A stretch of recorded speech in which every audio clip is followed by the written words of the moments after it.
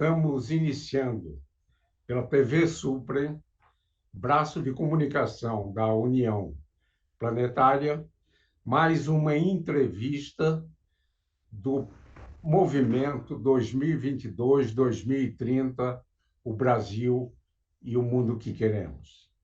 Uma parceria da Universidade de Brasília, através do Núcleo de Estudos do Futuro, do Centro de Estudos Avançados Multidisciplinares, com a União Planetária. Hoje teremos o privilégio de conversar com o educador social Everardo de Aguiar Lopes. Vamos revisitar sua infância e juventude e os caminhos que o levaram a ser um educador social. Nosso convidado é coordenador do movimento Amigos da Paz e ele é idealizador e executor de muitos projetos. Entre eles, Olhar a Cidade, Vamos Pintar a Vida, Mapa do Bem, Direito à Cidadania e a Dimensão do Diálogo. Desde os 17 anos, se dedica a lutas e ações para uma sociedade menos desigual, atuando como animador e facilitador nos ambientes de redes sociais locais, especialmente no Distrito Federal. É autor de 6 livros em temas diferentes, entre eles Saber Mexer e Acreditar em Gente, Cidade Viva, Um Longo Caminho, Travessias, Redes Sociais Locais e Paz, Uma Viagem a Ser Realizada. Muito obrigado, Gerardo de Aguiar Lopes, por ter aceito ao nosso convite. Na minha primeira indagação, pediria para revisitar sua infância e juventude e os caminhos que o levaram a ser um militante pela igualdade social. Bem, eu tive uma infância muito boa, uma família simples, muito simples, com 10 irmãos, nós somos 10 irmãos homens, 2 sobrinhos que moravam em casa, né? Mais o meu pai. Então, minha mãe acordava com 14 homens, vamos dizer assim. Mais uma mulher muito progressista, mulher que estava na frente. Tá? Isso nas décadas de 50, 60, eu já estou com 67 anos. Então a primeira infância foi muito boa. Até meus 7, 8 anos, 9 anos, as lembranças são as melhores. Muita brincadeira, muito carinho, muito afetuosa minha mãe, apesar de com todas essas confusões. Minhas primeiras férias, com os 9 anos de idade, no convento, para que a minha mãe queria que eu fosse ser padre, então me colocava para me passar as férias no convento com uma tia que era freira, tia irmã Jacobina, que era irmã da minha mãe. Enfim, mas a partir dos 9, 10 anos eu comecei a trabalhar. Sempre trabalhei, vendi melancia, vendi brinquedo na feira, saco, jornal, isso em Belém do Pará. Aos 15 anos, há 14 anos comecei a trabalhar como office boy, então já tinha carteira assinada de menor. Aos 15 anos viemos para cá, para Brasília, e aqui também continuei trabalhando, em Taguatinga, para poder sobreviver, família grande, não conhecia ninguém, foi um desafio a minha mãe vir para cá com esse monte de filhos, minha mãe e meu pai, para que a gente pudesse melhorar de vida. Então, e desde muito jovem mesmo, eu participei da igreja, participei de grupo de igreja, de moleque, fui coroinha. Eu sempre olhei o mundo um pouco em volta de mim. Nunca olhei só para mim. Eu tenho até muita dificuldade de olhar só para mim até hoje. Então, com os 15 anos que eu vim para cá, depois, logo fui para o Rio de Janeiro, eu queria melhorar, queria aprender, queria fazer teatro, gostava de mexer com teatro e entender, né? E naquela época o Rio de Janeiro era a única oportunidade que você tinha, Rio São Paulo era o eixo, né? Você podia dizer, para Brasília ainda com muita dificuldade. Eu fui então para o Rio e lá me deparei em 1974, pela primeira vez, já com 18 anos, então, um movimento político. Então, minha juventude, eu entro, então, me deparo com esse movimento político no Rio de Janeiro, né? Conheci algumas pessoas no bairro de Jacarepaguá, onde eu morei, e pessoas que já estavam no movimento político na clandestinidade. Comecei a ouvir a história do PCdoB, de Hitler, não adotei, inconsciente, instintivamente, não achava que era um caminho razoável, né? Mas tinha um candidato do MDB e a questão do voto nulo. Eu optei entre voto nulo, né? E me dei, então, com esses movimentos de esquerda clandestino, né? No Rio de Janeiro, em 1974, ainda com meus 17, 18 anos. Quando eu volto para Brasília, em 75, 76, eu entro no Banco do Estado de Goiás. Foi quando eu comecei a ver também movimentos sindical, mais organizados, o movimento de sindicatos bancários estava começando, o Chico Vigilante estava começando a ser, né? E eles iam no Banco do Estado de Goiás, eu trabalhava, era escriturário, né? E ali, de vez em quando, a gente conversava sobre o movimento sindical, sobre política, meio escondido, no cafezinho lá na cozinha que a gente tinha, né? Enfim. Então, a minha entrada no movimento, a minha infância, essa juventude, muito jovem ainda, né? 14, 15, até meus 20 anos, foi de experimentar esse movimento político além das minhas condições de trabalhador, de pessoa que tinha uma certa pouca formação acadêmica e escolar, mas já uma experiência boa de trabalho, né? Então, eu entro no movimento vendo a chamada exploração, né, do trabalho, e aquilo um pouco me mobiliza, me sensibiliza, né? E eu começo, então, não entro no movimento sindical, mas entro então, no movimento cultural de Brasília. Eu inicio, então, em 1976, 77, o movimento cultural, começo a conversar sobre política através do cinema, do teatro, e dos festivais. Então, nós fundamos, naquela época, eu sou um dos fundadores e dos idealizadores, junto com mais outros amigos, Murilo, Kim, Isaac, Genais, vários amigos de Taguatinga, no 177, 78, de criar o primeiro cineclube em Taguatinga. Morando na Ceilândia de Taguatinga, eu também participo da formação e da criação e da mobilização da primeira associação de moradores da Ceilândia, chamada Incansável de Moradores da Ceilândia.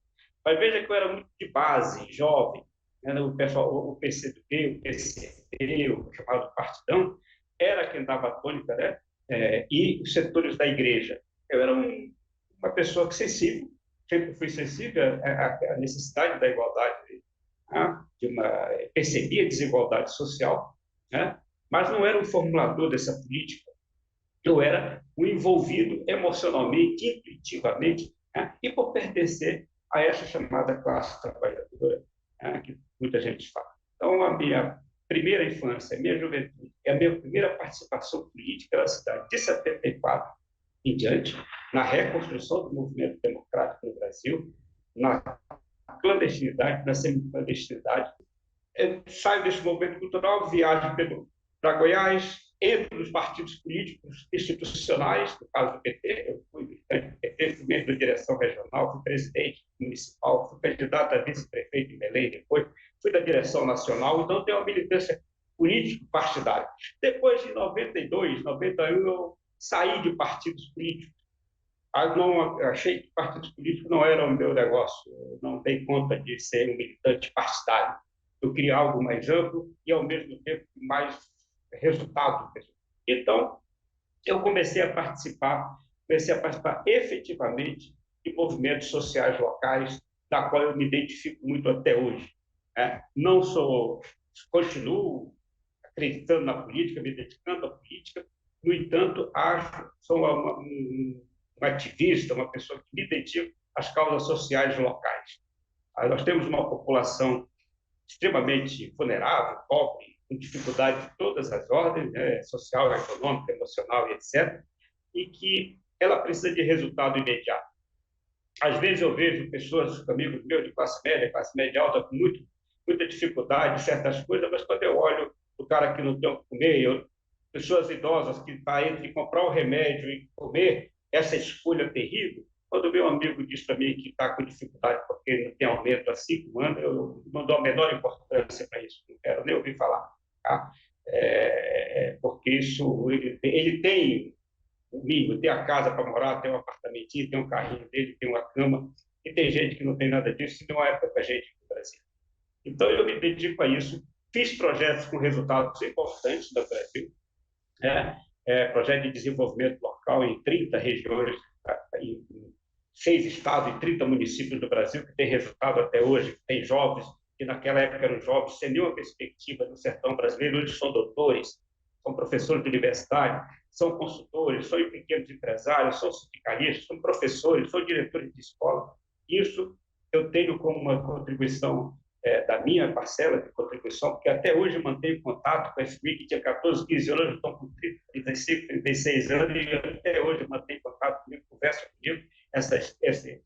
Em Belém fiz vários projetos de mobilização social nas periferias de Belém, nas palafitas de Belém, pessoas que não tinham, saía da sua porta e já estava dentro do esgoto, onde a gente lutou para que tivesse rede de esgoto, onde essas pessoas pudessem ter sua casinha pintada, sua casinha com mínimo de dignidade. Isso me dá muito prazer, muita alegria, muita satisfação. Criei o movimento Amigos da Paz no Brasil, eu sou uma das pessoas, desde 1999, eu lutando para que tivesse controle de armas no Brasil. Eu sou um dos fundadores desse movimento do Brasil pelo controle de armas. Ajudei a discutir o Estatuto de Desarmamento no Brasil, uma lei que regulamentasse o uso de armas no Brasil. Ajudei a conversar e a dialogar sobre um referendo que discutisse a questão do controle de armas no Brasil. Criei o Conselho Nacional de Segurança Pública.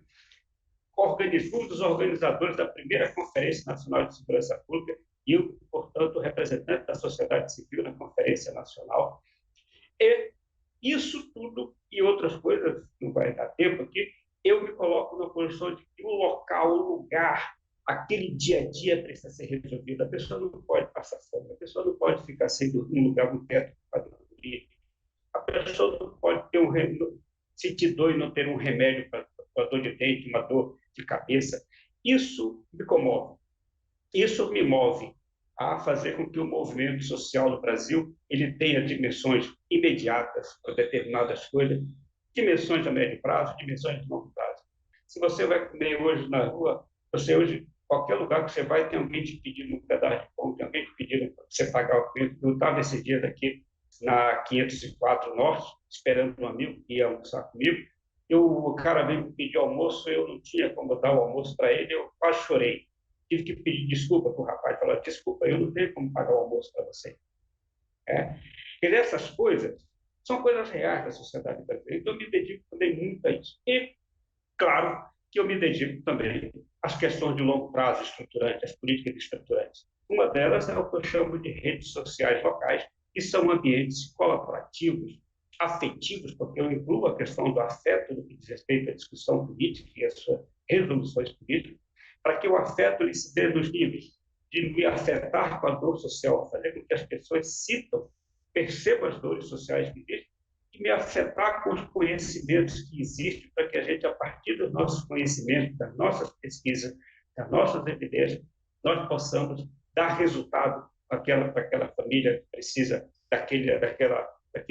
daquela solução imediata.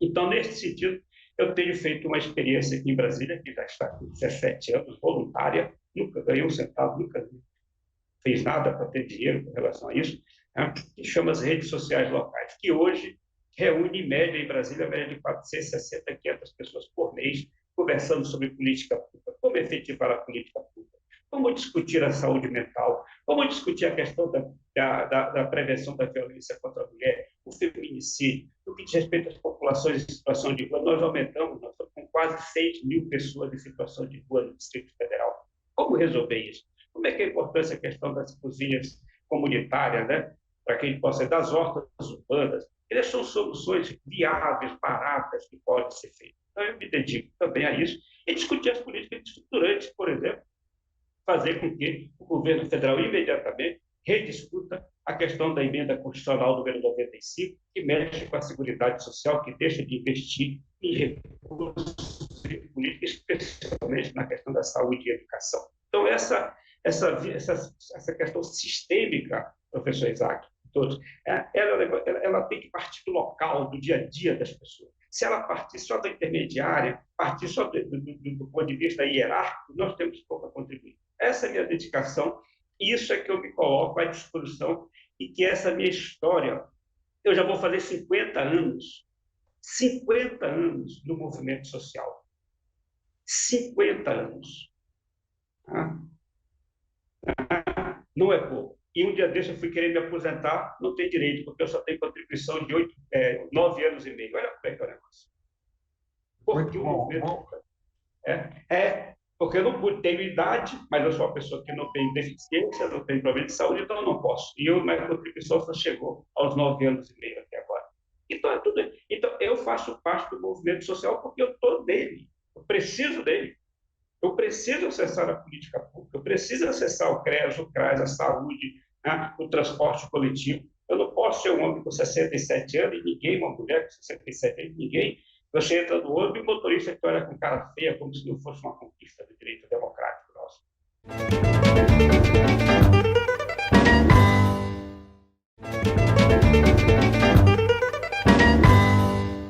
Então, a minha vida ela é entrelaçada com esse movimento social, com essa cultura social em quase 50 anos, e eu espero continuar olhando para o futuro. Não quero ficar olhando para o passado, era melhor assim. Não, tem coisa do passado que foram muito positiva, mas hoje nós temos que olhar para o futuro, porque tem coisa muito a fazer e a conquistar. E aí, professor Isaac, se você me permite, eu vou entrando aqui nessa quarta questão que você falou, que é a questão dos grandes desafios. Eu acho que nós temos grandes desafios, tanto do ponto de vista que já está dado aí da questão climática, da questão ambiental, ninguém pode negar mais isso, Está aí essa questão do Rio de Janeiro, como ontem, em São Paulo, aliás, que você estava comentando, morreram quase 40 pessoas, e o mundo todo está assim. Mas nós temos desafios extraordinários no que diz respeito à questão de ordem política. Nós estamos vivendo um momento de transição política global, que nos coloca numa posição que precisa refletir vários movimentos nazistas, de extrema-direita, preconceituosos, homofóbicos, que se instalam pelo mundo, e o Brasil é, sem dúvida nenhuma, um lugar onde essa concepção de mundo está se instalando de forma muito emergente, muito forte. Então, são problemas para a gente resolver.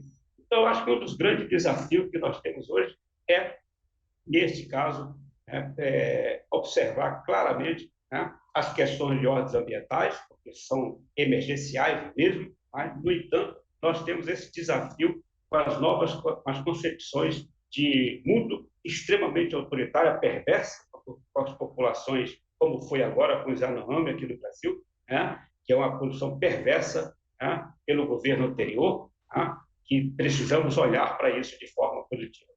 Tem uma outra coisa que nós podemos vincular, que é a questão dessa mensagem, esse desafio para a juventude brasileira. Eu acho, professor Isaac, que a nossa juventude... Eu sou de uma geração que não tinha experiência nenhuma com a democracia e lutou pela democracia mesmo sem saber o que era. Criticando, inclusive, porque se pensava no socialismo, pensava na sociedade igualitária, etc. Mas hoje eu acho que a juventude tem um grande desafio, que é o desafio de, enquanto jovens, enquanto pessoas que vão viver mais 50, 60, 70 anos, enfrentar e garantir a democracia do país. A complexidade da democracia não é a mesma complexidade dos anos 70 e 80, que foi para a minha geração, que a gente via só de um jeito ou de outro. Ela está muito mais complexa. Ela foi contaminada pelas fake news, ela foi contaminada pela tecnologia em mão de pessoas perversas que precisam ser vistas. A democracia foi contaminada com a mentira.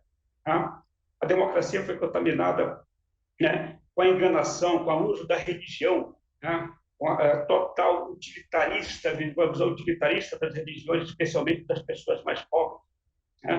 Isso são desafios para a juventude. A juventude que não olhar para isso, ela vai ter um futuro muito diferente. A juventude vai ter que olhar que nós estamos vivendo, não é só o mundo que envelheceu, uma parte da Europa que envelheceu, não é a China que envelheceu, não é a Ásia que envelheceu.